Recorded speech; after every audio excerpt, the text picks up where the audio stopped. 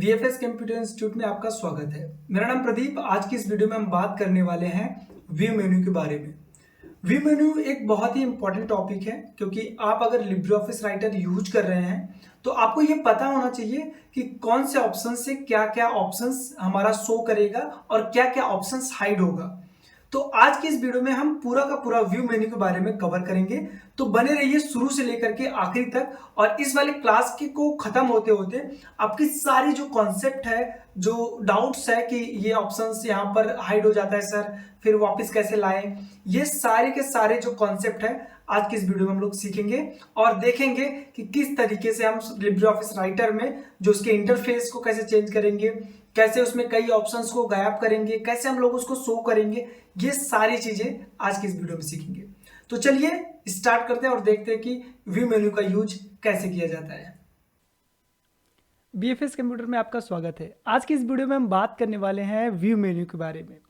View menu बहुत ही important है, क्योंकि लिब्रे ऑफिस में जो भी आप कुछ भी देखते हो, जो भी ऑप्शंस देखते हो, जो भी चीज़ें यहाँ पे स्क्रीन पर दिखाई दे रही हैं, वो कहीं ना कहीं व्यू मेन्यू से ही होकर के आती है।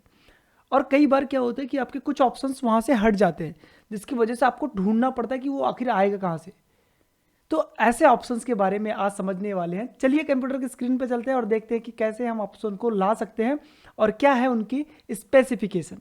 तो सबसे पहले आपको अपना लिब्रे ऑफिस राइटर ओपन करना है और ओपन करने के बाद आपको यहाँ पे व्यू ऑप्शन दिखाई दे रहा है। यहाँ पे सबसे पहले इसका नॉर्मल व्यू दिखाई दे रहा है। यहाँ पे देख पा रहे होंगे नॉर्मल।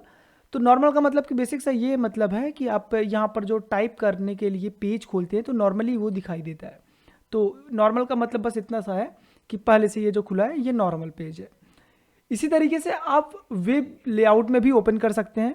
वेब पे क्लिक करेंगे सिंपली, अब ये वेब लेआउट आ गया। वेब लेआउट का क्या मतलब होता है कि जितनी सारी चीज़ें आप टाइप करेंगे उसका कोई पेज नहीं होगा। जैसे मैं यहाँ पे DT और F3 किया और यहाँ पर जो भी हमारा मैटर है वो लिख दिया।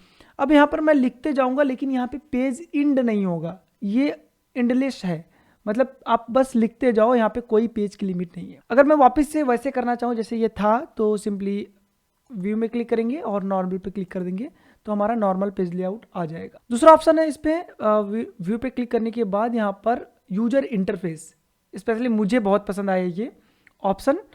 तो यूजर इंटरफेस पे आप जैसे ही क्लिक करोगे आपको यहाँ पे कुछ इस तरीके का डायलॉग बॉक्स खुल जाएगा। अब यहाँ पर इसका क्या मीनिंग है आप ऊपर देख पा रहे होंगे, जैसे फाइल, एडिट, व्यू, इसी तरीके से यहाँ पे उसके सारे कमांड्स ना, यहाँ पे जितने सारे फॉर्मेटिंग टूल बार्स हैं, ये सारे के सारे ऑप्शंस यहाँ पे दिखाई पड़ते हैं। अगर आप चाहें तो उसको रिबन जैसा बना सकते हैं, जैसे MS वर्ड में दिखाई देता है। जैसे यहाँ पे लिखा है कि टैब्ड, अगर आप टैब पे क्लिक करेंगे तो आपका यहाँ पर इसकी प्रीव्यू दिखाई देती है कि ये कैसे शो करेगा। अगर मैं अप्लाई टू राइटर करूँ तो ये राइटर एप्लीकेशन पे अप्लाई हो जाएगा। इसी तरीके से यहाँ पे अप्लाई टू ऑल करने पर राइटर, काल्क, इम्प्रेस, ऐसे 6 एप्लीकेशन और हैं, तो सब पर ये एक साथ में अप्लाई हो जाएगा और इसी तरीके से उसमें भी शो करने लगेगा। अभी के लिए मैं इस पर अप्लाई टू राइटर पे क्लिक कर रहा हूँ और जैसे ही अप्लाई टू राइटर पे क्लिक करेंगे यहाँ पर इसके जो मेनूज हैं ये सारे टैब्स में कन्वर्ट हो जाएंगे। तो चलिए देखते हैं कैसे। यहाँ पर ये हो चुका है, तो अब ये आपको यहाँ पर इस तरीके से शो कर रहा है कि टैब्स हो गए। जैसे कि अगर होम पे क्लिक करेंगे, इंसर्ट पे क्लिक करेंगे तो यहाँ पे इसके सारे ऑप्शन दिखाई दे रहे हैं। मैं यहाँ पे क्लोज करूँगा तब ये दिखेगा आपको। जैसे इंसर्ट पे क्लिक किया तो इंसर्ट के सारे ऑप्शंस आ गए, होम पे क्लिक किया तो होम के सारे ऑप्शंस आ गए, और अगर इसी तरीके से फाइल पे क्लिक करेंगे तो फाइल के सारे ऑप्शंस यहाँ पे दिखाई देंगे। तो इस तरीके से आपका शो कर रहा है। अगर मैं यहाँ पे टूल्स में जाऊँ और जैसे ये मेनू था उसी तरीके से आपको वापस करने के लिए आपको सिंपली यहाँ पे क्लिक करना है और यहाँ पे यूजर इंटरफेस दिख रहा होगा, इस पर सिंपली क्लिक करना है। जैसे इस पर क्लिक करेंगे फिर से ये ऑप्शन आ जाएगा, तो स्टैंडर्ड टूल बार पे क्लिक करेंगे और यहाँ पे अप्लाई टू राइटर करेंगे तो ये वापस से जैसे था वैसे हो जाएगा। तो आई थिंक ये सारी चीज़ें आपको समझ में आ रही होंगी कि कैसे आप इसको कर पाओगे।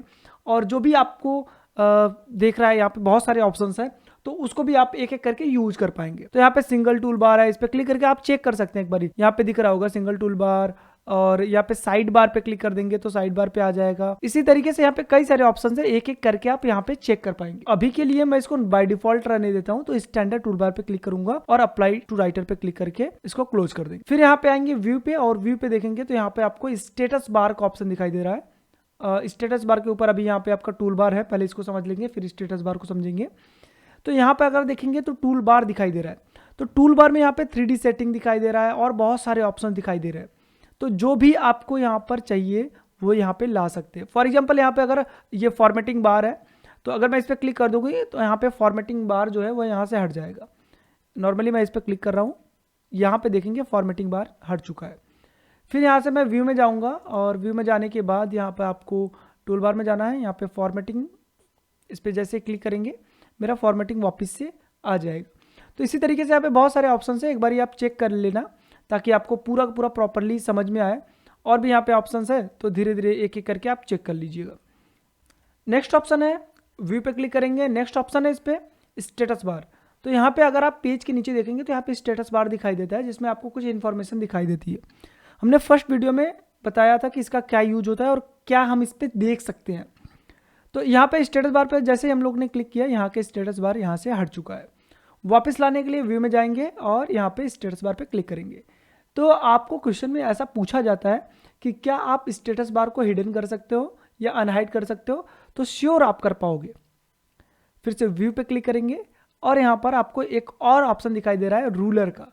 एक्चुअली क्या है ना कि आपको दो रूलर दिखाई देते हैं, एक तो ऊपर के साइड में और एक लेफ्ट साइड में। आप तो यहाँ पे रूलर पे जाएंगे तो आपको दो दिखाई देगा यहाँ पे, एक तो रूलर एक वर्टिकल रूलर। तो इस रूलर पे अगर मैं क्लिक करूं, इसका शॉर्टकट की Ctrl+Shift+R है, तो जैसे ही मैं इस पे क्लिक करूंगा यहाँ पे ये वाला रूलर आपका हट जाएगा। अब मैं व्यू में जाता हूँ, यहाँ पे देखेंगे दोनों ही हट गए। अगर मैं व्यू में जाऊं और फिर से रूलर पे क्लिक करूं, वापस लाने के लिए इस पे क्लिक करूंगा या फिर Ctrl+Shift+R ये बटन प्रेस करेंगे तो भी हमारा ये वापस आ जाएगा। अभी के लिए ये वापस आ चुका है। फिर से चलेंगे और टूल बार रूलर और यहाँ पे वर्टिकल रूलर। अगर मुझे वर्टिकल रूलर की जरूरत नहीं है तो मैं इस पे क्लिक करूंगा, तो यहाँ से वर्टिकल रूलर जो होगा ये आपका हाइड हो जाएगा और अभी आपको सिर्फ एक रूलर ही दिखाई दे रहा है। व्यू में जा रहा है और फिर यहाँ पे आपको स्क्रॉल बार दिखाई दे रहा है। इसी तरीके से स्क्रॉल बार भी आपको दो होते हैं, जैसे कि यहाँ पे अभी ये दोनों ही एक्टिव है लेकिन आपको नॉर्मली एक ही दिख रहा होगा। देखिए स्क्रॉल बार, इसका प्रयोग हम लोग क्यों करते हैं, यहाँ पे अपना पॉइंटर लेकर जाना है, इसको हम नीचे की तरफ लेकर आएंगे तो हमारा पेज जो होगा वो नीचे के साइड में आना चालू हो जाएगा। इसी तरीके से अगर हम देखें नीचे के साइड में तो यहाँ पे कोई सा भी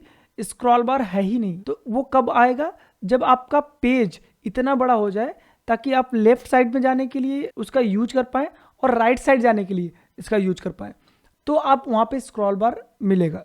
तो सबसे पहले सिंपली आपको करना क्या है कि आपको पहले अपनी पेज की साइज बढ़ा लेनी है और आप यहाँ पे देख पाएंगे कि यहाँ पे एक स्क्रॉल बार आ चुका है। अब यहाँ पे left to right, right to left वापस से कर सकते, लेकिन जैसे ही आप पेज की साइज कम करेंगे तो ये जो आपका नीचे वाला है जो आपका नीचे वाला स्क्रॉल बार है वो ऑटोमेटिकली हाइड हो जाएगा। व्यू में जाएंगे और व्यू में जाने के बाद स्क्रॉल बार में जाएंगे। अब यहाँ पे हॉरिजेंटल स्क्रॉल बार, जो नीचे वाली आपकी स्क्रॉल बार थी उसको हाइड करने के लिए, वैसे वो दिख नहीं रहा है तो हम यहाँ से हाइड करके ये वाला चेक कर लेंगे, वर्टिकल स्क्रॉल बार। जैसे वर्टिकल स्क्रॉल बार पे क्लिक करेंगे तो यहाँ पे आपका ये जो स्क्रॉल बार है वो यहाँ से हाइड हो जाएगा। इसी तरीके से व्यू में जाएंगे और यहाँ पे आपको ग्रिड एंड हेल्पलाइंस दिख रहा है। इसी तरीके से हम व्यू में जाएंगे और यहाँ पे आपको दिखाई दे रहा है ग्रिड एंड हेल्पलाइन। अब जैसे यहाँ पे डिस्प्ले ग्रिड पे क्लिक कर रहे हैं तो यहाँ पर आपका बहुत हल्के हल्के ग्रिड आ जा रहे हैं। तो मैं इसको जूम करके दिखाने की कोशिश कर रहा हूँ लेकिन इतना हल्का है कि यहाँ पे शो नहीं कर रहा है। अब अपने सिस्टम में देखेंगे तो यहाँ पे छोटे छोटे डॉट्स दिखाई देंगे। मैं इसको और छोटा कर रहा हूँ, अब आपको शायद विजिबल हो रहा होगा, और छोटा करने पे शायद और क्लियर दिखे। यहाँ पे आपको देखो इस तरीके से दिख रहा होगा, यहाँ पे पूरा का पूरा ग्रिड एक आ गया है। अब हम इसको थोड़ा सा बड़ा करेंगे जितना नॉर्मल था। अब फिर उसके बाद यहाँ से ग्रिड हटा दे रहे हैं क्योंकि ये मेरे लिए यूजफुल नहीं है, तो यहाँ पे मैं डिस्प्ले ग्रिड को हटा दूंगा। फिर से वापस से हम व्यू में जाएंगे और व्यू में जाने के बाद आपको ग्रिड एंड हेल्पलाइंस दिख रहा है और यहाँ पे स्नैप टू ग्रिड, इस पर क्लिक करने से ये एक्टिवेट हो जाएगा। अभी ये एक्टिवेट है आखिर। व्यू पे क्लिक करेंगे और व्यू पे क्लिक करने के बाद यहाँ पर आपको ग्रिड एंड हेल्पलाइन है और यहाँ पे स्नैप टू ग्रिड ये ऑप्शन है, ये ऑलरेडी एक्टिवेटेड है। चलो देखते हैं इसका क्या यूज है। तो सबसे पहले मैं यहाँ पे कुछ शेप ड्रॉ कर लेता हूँ। यहाँ पे शेप है, एलिप्स को मैंने ड्रॉ किया। अब यहाँ पे मैं इसको लेके जा रहा हूँ तो यहाँ पर एक थोड़ा सा इसको लेके जाने की कोशिश कर रहा हूँ ना, तो ये क्या हुआ कि थोड़ा सा स्लिप कर रहा है। ये एक प्रॉपर सीक्वेंस में नहीं जा रहा है, जहाँ पे मुझे फ्रीली लेके जाना था वो वहाँ पे जैसे फ्रीली नहीं जा रहा है।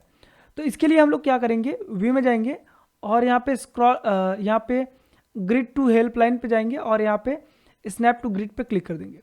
अब यहाँ पे जाने के बाद ये देखो, ये फ्रीली जी ये जाएगा, जहाँ पे आपको लेके जाना है वहाँ पे आप आसानी से लेके जा सकते हो। यहाँ पे आपको कोई भी एकदम स्मूथली ये चला जाएगा जहाँ पे भी आपको लेके जाना है। यहाँ पे क्लिक करेंगे और फिर से आपको एक लास्ट ऑप्शन दिखाई दे रहा है, हेल्पलाइन वाइल स्क्रॉलिंग, इस पर क्लिक करेंगे। अब इसको हम स्क्रॉल करेंगे तो यहाँ पे आपको हेल्पलाइन आ जाता है। इससे बेनिफिट क्या है पहले ये देख लेते हैं। अगर मैं यहाँ पे एक और ड्रॉ करूँ और एक इससे छोटा ड्रॉ करूँ, अब इसको ऊपर नीचे करना हुआ तो यहाँ पे मेरे लिए आसान हो जाएगा कि ये सेंट्रल में है कि नहीं है। इस तरीके से आपको एक हेल्पलाइन मिल जाती है। फॉर एग्जांपल मुझे एक बड़ा बनाना है, एक छोटा बनाना है, जस्ट इसके बराबर बराबर रखना है, तो यहाँ पे आप इस तरीके से इसको बराबर बराबर रख सकते हैं कि नीचे से ये एक सीक्वेंस में रखा जा रहा है। इसी तरीके से इसको बड़ा कर सकते हैं। फिर इसके बाद अगर मान लीजिए मैंने ये शेप ड्रॉ किया और यहाँ पे मैंने बना दिया, तो ये ऊपर नीचे हो रहा है, मुझे इसको ऊपर लेके जाएंगे तो यहाँ पे हेल्पलाइन जो है ये हेल्प करेगा कि एक लाइन से इसको रखने के लिए। अब देखेंगे तो ये मेरा यहाँ से ये पूरा का पूरा एक सीक्वेंस में ही है। इसी तरीके से व्यू में जाएंगे और व्यू में जाने के बाद फिर से आपको यहाँ पे इसको हटा देंगे, तो जब हटाने के बाद यहाँ पे ये फिर से हेल्पलाइन आपको शो नहीं करेगा। व्यू में जाएंगे फिर से यहाँ पे आपको ऑप्शन मिल जाता है फॉर्मेटिंग मार्क्स, और इसका शॉर्टकट क्या होता है, कंट्रोल प्लस F10। चलो देखते हैं कंट्रोल F10 से क्या होता है। तो जैसे मैंने control plus F10 button press किया, यहाँ पे आपका फॉर्मेटिंग बार जो है या फिर ये वाला जो ऑप्शन है जिसको हम लोग टॉगल फॉर्मेटिंग मार्क्स बोलते हैं, ये ऑन हो चुका है। इससे क्या होता है पहले ये समझ लेते हैं। ये शेप को मैं डिलीट करता हूँ, यहाँ से सिलेक्ट करूँगा और डिलीट बटन प्रेस करूँगा और फिर से सिलेक्ट करूँगा, डिलीट बटन सिलेक्ट करके डिलीट बटन। ये जो टॉगल फॉर्मेटिंग मार्क्स है ये क्या करता है कि जहाँ जहाँ पर एंटर करेंगे ये सिंबल आपको दिखाई देता है। बेसिकली ये एक पैराग्राफ फॉर्मेटिंग होता है जो ये इंडिकेट करता है कि यहाँ पर आपकी एक पैराग्राफ कंप्लीट हो चुके हैं। तो मैं फिर से लिख रहा हूँ Ram is a good boy. अब जैसे मैंने एंटर किया, यहाँ पर आप इंटर करते ही यहाँ पे ये समझ जाता है कि यहाँ पे एक पैराग्राफ कंप्लीट हो चुका है। तो बेसिकली राइटर में ये कहा जाता है कि जब भी आप कंप्यूटर में डॉक्यूमेंट बनाते हो, जहाँ पे इंटर करते हो ना वहाँ पे एक पैराग्राफ कंप्लीट हो जाता है। तो ये ध्यान में रखना। अभी मैं जहाँ जहाँ पे इंटर कर रहा हूँ वहाँ पर ये आपको इस तरीके से शो कर रहा है। अब अगर यहाँ पर आप देखें तो यहाँ पर जहाँ जहाँ पे मैंने स्पेस दिया है वहाँ पर ये डॉट लाइन दिखाई देता है। जहाँ जहाँ पे मैंने स्पेस दिया है यहाँ पर ये कुछ डॉट दिखाई दे रहे हैं। अगर मैं टैब बटन प्रेस करता हूँ तो यहाँ पे आपको टैब के लिए एरो की शो कर रहा है कि वहाँ पर टैब यूज हुआ है। तो इस तरीके से आपको समझ में आएगा। अगर मैं इसको बंद कर दूँ, यहाँ से जैसे ही बंद कर दूँ तो यहाँ पे आपको पता भी नहीं चलेगा कि कहाँ पर टैब लगा है और कहाँ पर आपका स्पेस लगा है। तो जैसे मैं ऑन करूँगा मुझे तुरंत समझ में आ जाएगा। अगर एरो शो कर रहा है इसका मतलब टैब लगा है, अगर मुझे डॉट शो कर रहा है इसका मतलब कि स्पेस लगा हुआ है। अगर मुझे इसको बंद करना होगा तो यहाँ से भी बंद कर सकते हैं और व्यू पे क्लिक करेंगे। व्यू पे क्लिक करने के बाद यहाँ पे आपको टेक्स्ट बाउंड्रीज दिखाई दे रहा है। जैसे आप टेक्स्ट बाउंड्रीज पे क्लिक करेंगे तो यहाँ पर ये जो बाउंड्रीज दिख रही है टेक्स्ट की, ये आपको हट जाएगी। ये आपको ये इंडिकेट करता है ना कि आपको जो टेक्स्ट लिखना है इसी के अंदर लिखना है, इसके बाहर या ऊपर नहीं जाएगा। तो जैसे मैंने इस पर क्लिक किया टेक्स्ट बाउंड्रीज पे, तो यहाँ पर ये टेक्स्ट बाउंड्रीज हट गया। वापस लाना है तो व्यू पे क्लिक करके टेक्स्ट बाउंड्रीज को वापस ला सकते हो। व्यू में गए, फिर यहाँ पर आपको टेबल बाउंड्रीज दिखाई दे रहा है।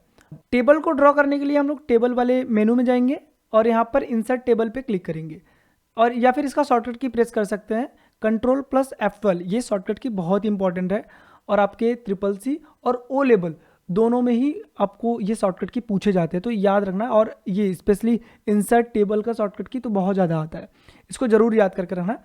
फिर इस पर जैसे क्लिक करेंगे और यहाँ पर आपसे पूछा जाता है कि टेबल का नाम क्या है, तो मैं यहाँ पे टेबल का नाम दे रहा हूँ BFS 1, और यहाँ पर कितने कॉलम्स कितने रोज चाहिए, तो मैं यहाँ पे 3 कॉलम दे रहा हूँ और यहाँ पे 5-6 रो दे रहा हूँ। और इंसर्ट पे जैसे ही क्लिक करूँगा यहाँ पर हमारा आ जाएगा। अगर मैं जाऊँ यहाँ पे व्यू पे क्लिक करूँ और यहाँ पर टेबल बाउंड्रीज है, इस पर जैसे ही क्लिक करूँगा आपकी टेबल बाउंड्रीज हट जाएंगी। मैं वापस से क्लिक करूँ और यहाँ से मैं टेबल बाउंड्रीज पे क्लिक कर दूँ, वापस ये आ जाएगा। अगर मैं यहाँ पे कुछ लिख दूँ, अब मैं यहाँ पे व्यू में जा रहा हूँ और फिर से टेबल बाउंड्रीज पे मैंने हटा दिया, तो यहाँ पे एक्चुअल में टेबल तो है लेकिन वो बाउंड्रीज जो लगी हुई थी वो नहीं दिख रही है। तो व्यू पे जाएंगे और फिर से मैं वापस ला देता हूँ क्योंकि बिल्कुल भी अच्छा नहीं लग रहा है ऐसे, इस तरीके से। अगर मैं यहाँ पे जाऊँ व्यू में और यहाँ पर आपको एक सेक्शन बाउंड्रीज दिखाई दे रहा है, ये बेसिकली क्या है, आप इंसर्ट में जाना और यहाँ पे सेक्शन का ऑप्शन है। अभी सेक्शन के बारे में हम लोग इंसर्ट मेन्यू में अच्छे से समझेंगे। इस पर क्लिक करना, इससे पहले आपको सिलेक्ट करना पड़ेगा। तो मैं यहाँ से लेकर के यहाँ तक सिलेक्ट कर लेता हूँ। इंसर्ट में जा रहा हूँ और यहाँ पे मैंने एक सेक्शन दे दिया और इसका नाम कुछ मैंने रख दिया, कुछ भी XYZ, और यहाँ पे लिंक पे क्लिक करके ओके कर दिया और यहाँ पे मैंने इंसर्ट कर दिया। अब यहाँ पर अगर देखेंगे तो एक बाउंड्रीज बन चुकी है। अब व्यू में जा करके हम उस बाउंड्रीज को हटा सकते हैं, जैसे सिलेक्शन बाउंड्रीज। अब जैसे इस पर क्लिक करेंगे सिलेक्शन बाउंड्रीज हमारा गायब हो जाएगा। वापस लाने के लिए इस पर क्लिक करेंगे, यहाँ पे सिलेक्शन बाउंड्रीज। इससे होता क्या है कि आपको ये पता चलेगा कि इतने पर्टिकुलर एरिया में कुछ सिलेक्शन लगा हुआ है, इसीलिए उसी को जानने के लिए सिलेक्शन बाउंड्री लगाते हैं। उसके बाद आपका आता है image and chart. Image and chart पे अभी यहाँ पे टिक लगा है। इसको समझने के लिए सबसे पहले मैं एक इमेज यहाँ पे इंसर्ट कर लेता हूँ। इंसर्ट में जा रहा हूँ, यहाँ पे इंसर्ट में इमेज में, और यहाँ पे इमेज एक इंसर्ट कर लेता हूँ, व्हाट्सअप का इमेज कुछ, ठीक है। इनका इमेज मैंने यहाँ पे ओपन कर लिया। अब यहाँ पे मैंने इनको रख दिया। अब अगर मैंने इस ऑप्शंस पे क्लिक किया, इमेज एंड चार्ट पे जैसे ही क्लिक करेंगे यहाँ पर ये इमेज आपका शो नहीं करेगा, जैसे कि ऐसा आपका इमेज 1, इसी तरीके से इमेज 2, इमेज 3, इमेज 4। अगर आप कोई डॉक्यूमेंट बना रहे हैं या फिर कुछ बुक्स वगैरह बना रहे हैं तो वहाँ पे इमेजेस आप डाल रहे हैं, तो आपको इमेज अगर डिस्ट्रैक्ट कर रहा है, बार बार दिख रहा है, तो आप यहाँ से इस तरीके से इसको हाइड कर सकते हैं। लेकिन मेरे लिए तो ये यूजफुल बिल्कुल भी नहीं है, क्योंकि मुझे तो दिखना है कि क्या क्या चीज़ें मैंने लगाई है वो सामने दिखे तो अच्छा लगे। अभी मैं व्यू में जा रहा हूँ, फिर से यहाँ से वापस इसको ला देता हूँ। फिर से व्यू में जाते हैं और यहाँ पर एक ऑप्शन है वाइट स्पेस। बेसिकली अगर आप पेज को ऊपर करो तो यहाँ पे आपको खाली जगह दिखाई दे रहा होगा, ये इसे वाइट स्पेस के नाम से जानते हैं। यहाँ पर मैं व्यू में जा रहा हूँ और वाइट स्पेस जैसे ही क्लिक करूँगा ये आपका वाइट स्पेस हट जाएगा यहाँ से, इस तरीके से। नीचे के साइड में भी वाइट स्पेस होता है तो यहाँ पे भी हट जाता है, वो आपको दिखाई नहीं दे रहा होगा। अगर मुझे वापस लाना है तो व्यू में जाएंगे और यहाँ पर मैं वाइट स्पेस पर क्लिक करूँगा, वो वापस आ जाएगा। एक्चुअल बताएं तो वो वहाँ से हटा नहीं था, बस वो दिख नहीं रहा था। जब भी आप प्रिंट करेंगे ना तो वो चीज़ें आपका आएगी। जैसे मैंने फिर से इस पर क्लिक किया और वाइट बाउंड्रीज पे क्लिक कर दिया, कहाँ गया, ये रहा, वाइट स्पेस पे मैंने क्लिक किया तो यहाँ से ये तो हट गया। लेकिन जैसे मैं प्रिंट प्रीव्यू करता हूँ यहाँ पे जा करके, तो यहाँ पर आपको वापस से ये जगह आपको दिखाई दे रहा है। तो इसका मतलब ये नहीं कि वो नहीं दिख रहा है तो नहीं प्रिंट होगा, वो प्रिंट होगा, बस वहाँ पे शो नहीं कर रहा है। तो मैं वापस ला देता हूँ यहाँ से जा करके। फिर से व्यू में जाते हैं और यहाँ पर हमारा शो ट्रैक चेंजेस, तो ट्रैक चेंजेस को यहाँ पे शो करने के लिए है। जैसे कि मैं यहाँ पे कुछ पहले ट्रैक चेंज चालू कर देता हूँ। मैंने व्यू एडिट के मेनू में बताया था कि कैसे ट्रैक चेंज का यूज करते हैं। तो यहाँ पे शो बटन दिख रहा है, यहाँ पे देखो टिक लगा हुआ है। अभी मैंने टिक नहीं लगाया लेकिन टिक लगा हुआ है। तो मैं रिकॉर्ड करता हूँ और रिकॉर्ड करने के लिए, रिकॉर्ड करने के बाद मैं यहाँ से कुछ चीज़ें डिलीट कर दे रहा हूँ। यहाँ से मैं कुछ डिलीट कर दे रहा हूँ। तो जितनी भी चीज़ें मैंने डिलीट करी हैं यहाँ पे ट्रैक चेंज चालू हुआ है, इसलिए यहाँ पर शो कर रहा है। लेकिन मैं व्यू में जाऊँ और यहाँ से मैं शो ट्रैक चेंज पे क्लिक कर दूँ, वो चीज़ें हट जाएंगी। वापस से इस पर क्लिक करूँ तो यहाँ पे शो ट्रैक चेंजेस वापस यहाँ पे शो करने लगेगा।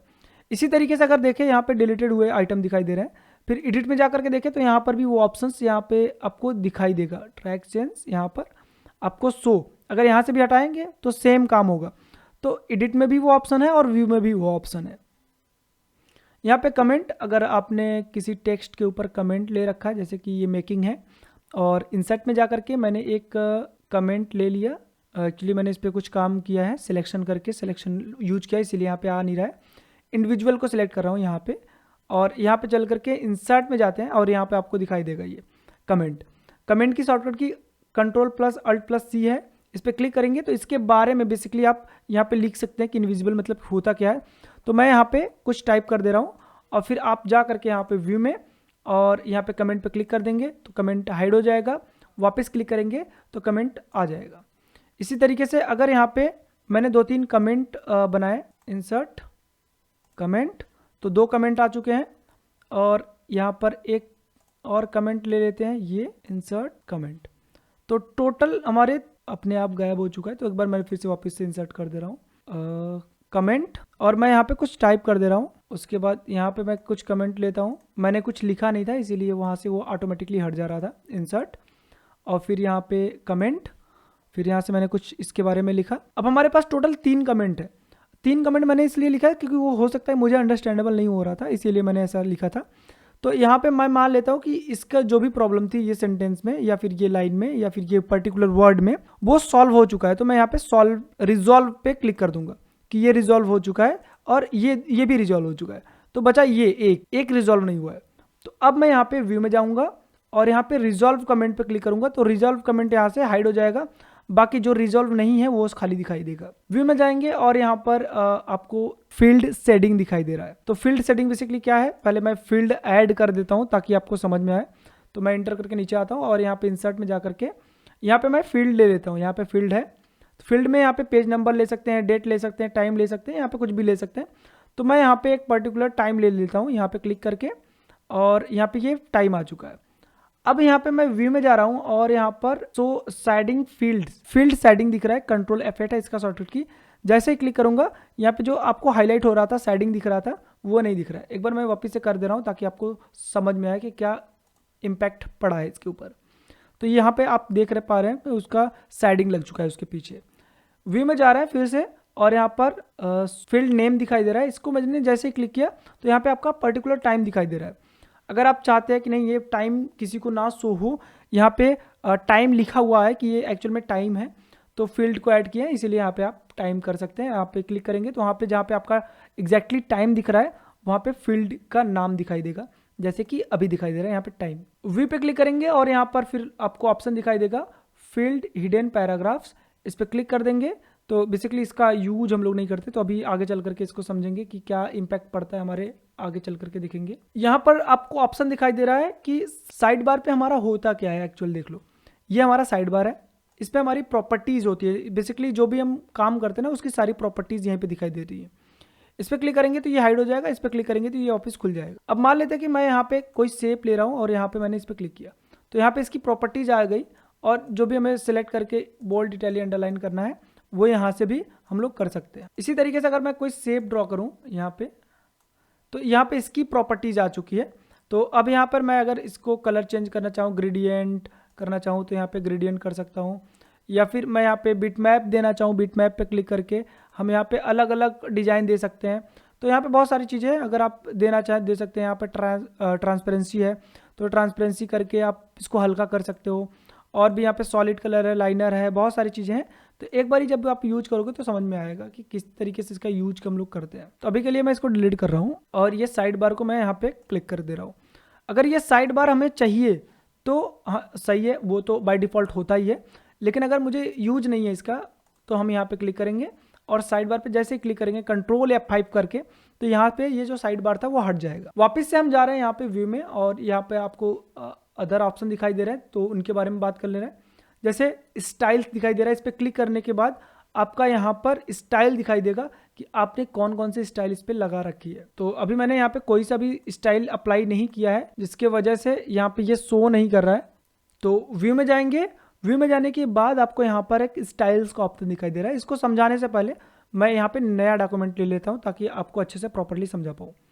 कंट्रोल N से मैंने नया डॉक्यूमेंट लिया है और यहाँ पे F3 बटन प्रेस करने से यहाँ पे ऑटोमेटिकली टेक्स्ट आ चुका है। अब मैं थोड़ा सा नीचे आ रहा हूँ और यहाँ पे मैं एक हेडिंग बना दे रहा हूँ कंप्यूटर का। अब इसको मैंने सेलेक्ट किया, सेलेक्ट करने के बाद मैंने यहाँ पे डिफ़ॉल्ट पैराग्राफ स्टाइल लिखा है अभी, तो यहाँ से मैंने चेंज कर दिया टाइटल में। इसको टाइटल करते ही ये बीच में आ गया। अब मैं यहाँ पर जाऊँगा व्यू में और व्यू में जाने के बाद मैं स्टाइल्स पे क्लिक करूँगा तो यहाँ पे आपको ये पता चल जाएगा कि इस पर कौन सा स्टाइल लगा हुआ है। तो यहाँ पे टाइटल की स्टाइल लगी हुई है। इसी तरीके से इस पर हम लोग, और इस पर देखिए डिफ़ॉल्ट का स्टाइल लगा हुआ है। और अगर मैं इस पर क्लिक करके चेंजेस कर दूँ, तो अगर मैं इस पर अप्लाई कर दूँ, यहाँ पे जाने के बाद मैं हेडिंग 1 अप्लाई कर दूँ तो यहाँ पे स्टाइल में मुझे दिखाई देगा कि ये हेडिंग 1 अप्लाई हुआ है इस पर। तो व्यू में जाएंगे, अगर मैं यहाँ से हटाना चाहूँ इसको तो फिर से स्टाइल पे क्लिक करेंगे, ये हट जाएगा। व्यू में जाते हैं और यहाँ पर आपको ऑप्शन दिखाई देता है गैलरी का। अब गैलरी का जो ऑप्शन है इस पर क्लिक करेंगे तो आपको गैलरी दिखाई देगी। ये स्लाइड बार में ही होता है, यहाँ पे जा करके आप ओपन कर पाएंगे।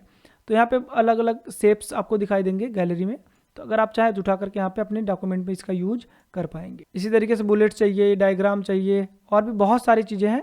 तो जो भी आपका यूज होगा, यूजफुल चीज़ें, वो आप यहाँ पे यूज कर पाएंगे। और यहाँ पे आप क्लिक करके इसको बड़ा छोटा कर सकते हैं इस तरीके से। ये सब आपके डॉक्यूमेंट को और भी प्रोफेशनल बनाएगा। तो जितना ज़्यादा इसके बारे में आप देखेंगे कि क्या क्या ऑप्शंस है इसके अंदर, उतना ही आपका डॉक्यूमेंट प्रॉपरली अच्छे से बन पाएगा। व्यू में जाते हैं और यहाँ पे एक ऑप्शन आपका नेविगेटर। नेविगेटर पे जैसे क्लिक करेंगे यहाँ पे आपका एक नेविगेटर आ जाएगा। इस पर क्लिक करेंगे तो यहाँ पर ये एक्चुअली शो नहीं कर रहा है, तो इसको थोड़ा सा खींचेंगे तो यहाँ पे नेविगेटर आपका खुल करके आएगा। तो यहाँ पे डबल तीर दिखाई देने का मतलब कि आप इसको ये नेविगेटर को छोटा और बड़ा भी कर सकते हैं।